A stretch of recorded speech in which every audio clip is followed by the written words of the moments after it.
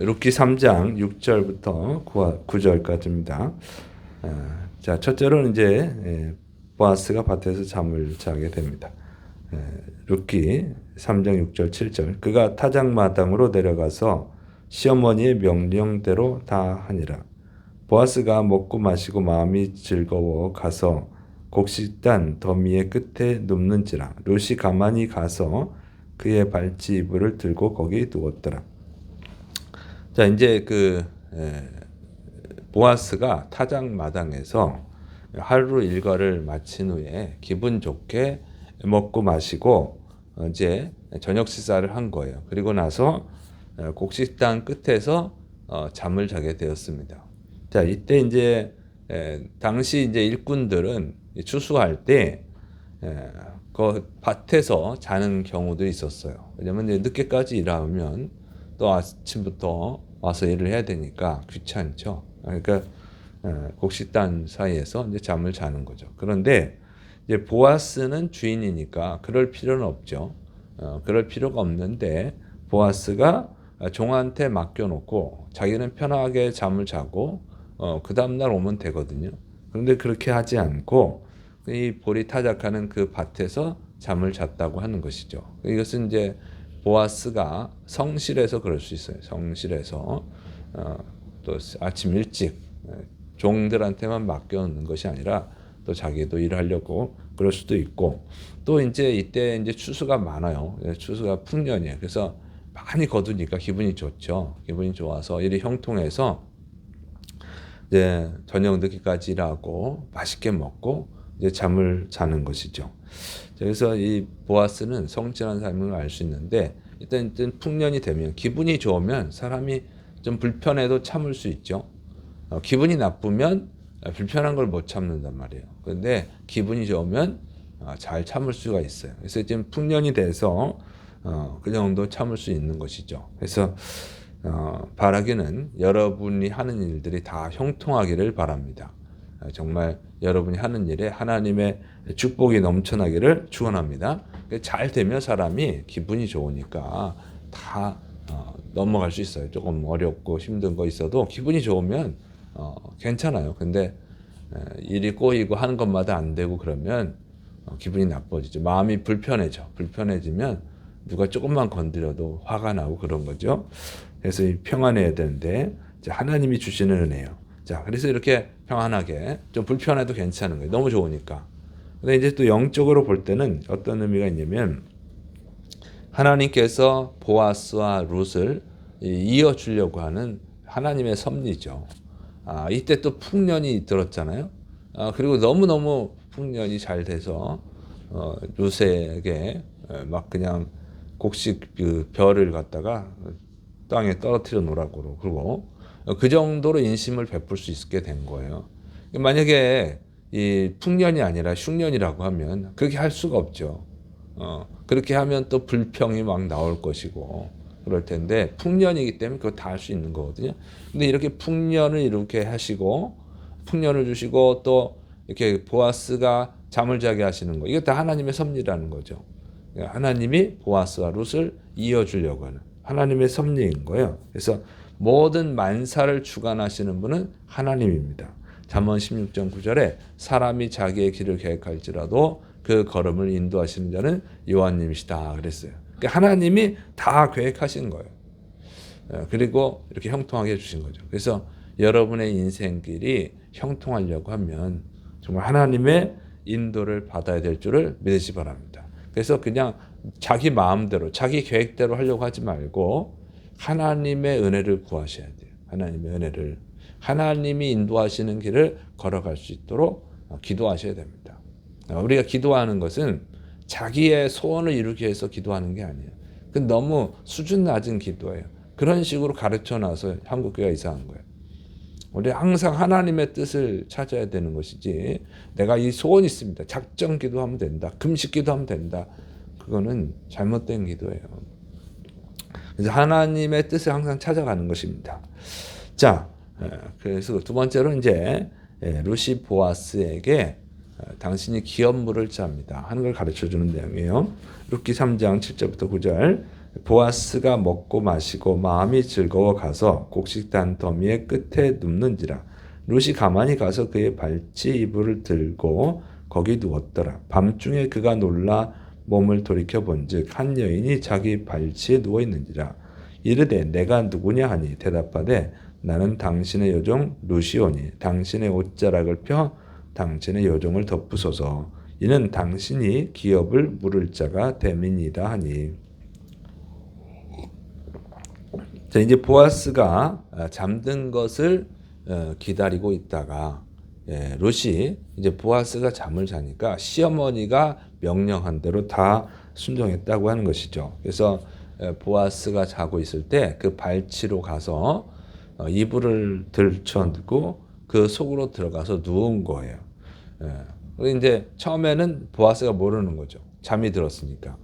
그리고 이제 한밤중이 되었을 때 아마 몸을 뒤척이다가 그랬겠죠.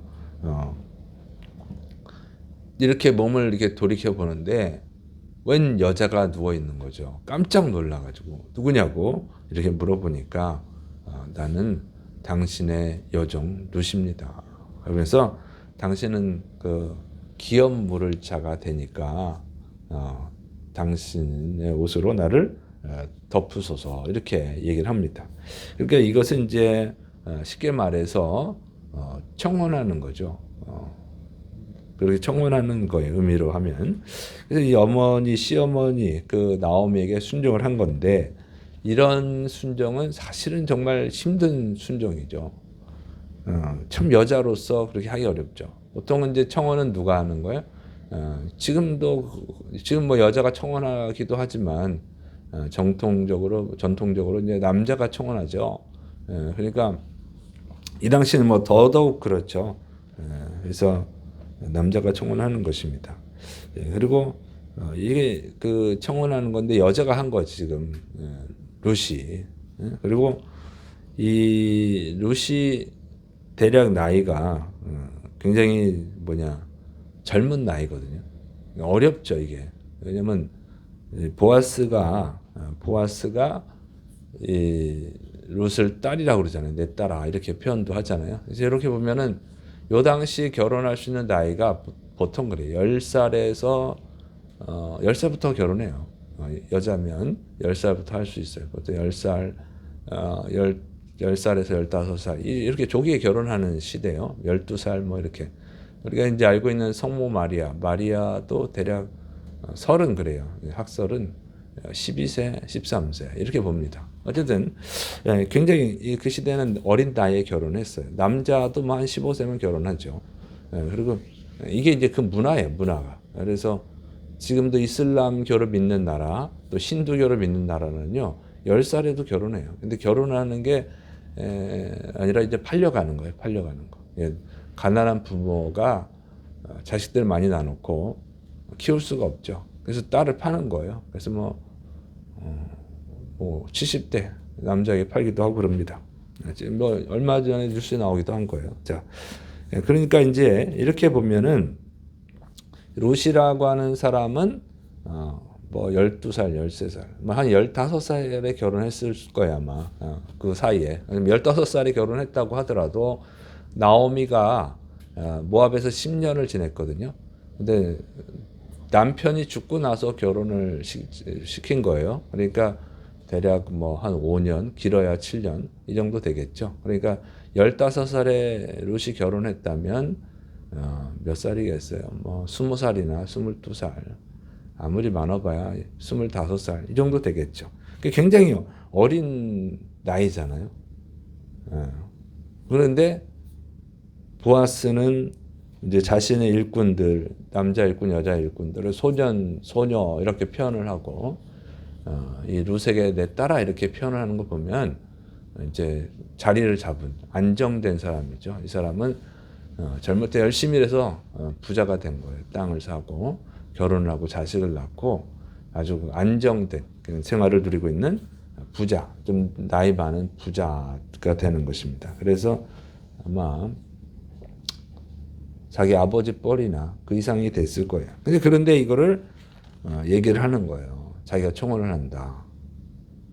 이건 쉬운 얘기가 아니죠. 더군다나 뭐 말로 이렇게 아니면 중매쟁이를 통해서 하는 게 아니고 잠자고 있는 남자, 남자가 잠자고 있는데 이불을 들고 거기에 누웠다. 이런 식으로 뭐 기업 물을 자라고 하더라도 그렇지. 그런 식으로 하는 것은 이거는 이제 두고두고 얘기가 나올 얘기죠. 부끄러운 거잖아요. 부끄러운 거. 근데 그거를 한 거예요. 근데 이제 룻 같은 경우는 뭐 가난해서 팔려가는 게 아니고 뭐 지금처럼 가난해가지고 팔려가는 게 아니라 얼마든지 자유인이기 때문에 그냥 모압으로 가서 젊은 사람하고 결혼할 수 있거든요. 그런데 그렇게 하지 않고 이때 보면 이게 수치스러운 일인데 이런 일을 했다는 거예요. 왜 그러냐?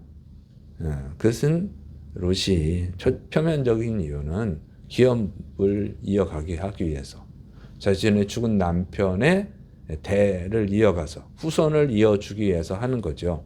그러나 이제 영적인 면은 뭐냐면은 하나님 믿는 사람과 결혼해서 하나님의 백성으로 계속 살고 싶은 거죠. 안 그러면 만약 모압으로 들어가면 거기서 우상 숭배하는데 거기서 하나님 믿기 어렵죠. 그래서 롯이 처음에 물론 재혼하려고 따라온 게 아니잖아요. 시어머니에게 효도하고 하나님 섬기겠다고 하나님의 보호 속에 살겠다고 따라온 거죠. 그것 때문에 순종을 하는 거죠. 항상 하나님을 믿고 싶어서 하나님 믿는 백성이 되고 싶어서 이렇게 했다고 하는 것입니다. 그래서 참 여자로서는 부끄러운 일이지만 그러나 하나님을 섬기는 자가 되고 싶고 하나님의 백성이 되고 싶고 그래서 이런 정말 참 부끄러운 지만 인간적으로는 부끄럽지만 순종을 했다고 하는 거예요. 자존심 상할 수 있는데 그런 거 다 내려놓고 하나님을 찾은 것이죠. 이제 그런 것 때문에 하나님이 롯을 사랑하신 거예요. 롯을 이 룻기의 주인공으로 만든 거예요. 이게 참 부끄러운 일인데 하나님은 자랑스러운 일로 만들어 놓으셨어요. 성경에 이름이 기록되어 있잖아요. 룻기라고. 그래서 하나님의 관점과 사람의 관점은 다르다고 하는 것입니다. 근데 좀 믿음이 정말 하나님을 보는 믿음을 가져야 돼요. 요즘은 안 믿는 사람과 결혼한 사람 많잖아요. 왜? 믿는 사람이 형편없으면 안 믿는 사람이 조건이 좋으면 결혼하죠. 전도하면 되지. 이런 식이에요. 근데 그건 사실은 어렵습니다. 사실은 전도하기 어렵죠. 여러분이 삶에서 느끼잖아요. 그래서 정말 하나님의 뜻을 따라가는 게 중요하다. 그리고 하나님을 잘 믿는 사람이 가난하기는 힘들어요. 사실 그래요. 여러분 진짜로 하나님을 잘 믿는 사람은 가난하기가 힘든 거예요. 젊어서는 가난하겠지만 나중에는 잘 됩니다. 왜냐하면 하나님 말씀대로 살면 핍박받는 지역 아닌 이상은 가난하기가 힘든 거예요. 하나님 뜻대로 살면 성실해야지, 정직해야지, 열심히 일해야지. 어디 가서든 인정받습니다. 그러면 길이 자꾸 좋아지죠. 길이 열려서 가난해질 수가 없는 거예요. 그런데 하나님 잘 믿는데 가난하다. 자기 부모가 가난해서 가난할 수 있지만 계속 가난할 수는 없어요. 그것은 하나님을 잘 믿는 것의 기준이 잘못돼서 그래요. 자, 어쨌든 이 룻은 이렇게 하나님을 선택을 하고 하나님의 보호 속에 살기로 했기 때문에 하나님이 이 룻을 선택하시고 사랑하시고 다윗의 조상 또 예수님의 조상이 되는 복을 주신 줄을 믿으시를 축원합니다. 그래서 우리가 여기서 배워야 되는 것은 여러분이 정말 하나님의 뜻을 따르느냐 그리고 다른 어떤 것보다도 하나님을 선택하느냐 그거예요. 그래서 하나님의 뜻을 진정으로 하나님의 뜻을 따라하고 정말 하나님을 최고의 가치로 인정하고 하나님을 목적으로 살아간다고 하면 지금 당장은 어려울 수 있지만 그러나 룻이 복을 받은 것처럼 반드시 복을 받게 될 줄을 믿으시를 축원합니다. 기도하겠습니다. 사랑이 많으신 하나님 아버지, 우리가 사람 체면 생각하고 사람들 방식을 생각할 것이 아니라 하나님의 뜻이 무엇인지 하나님의 뜻을 구하고 그 하나님의 뜻에 순종할 수 있도록 붙들어 주옵소서. 주께서 역사하심 믿고 예수님의 이름으로 감사하며 기도드립니다. 아멘.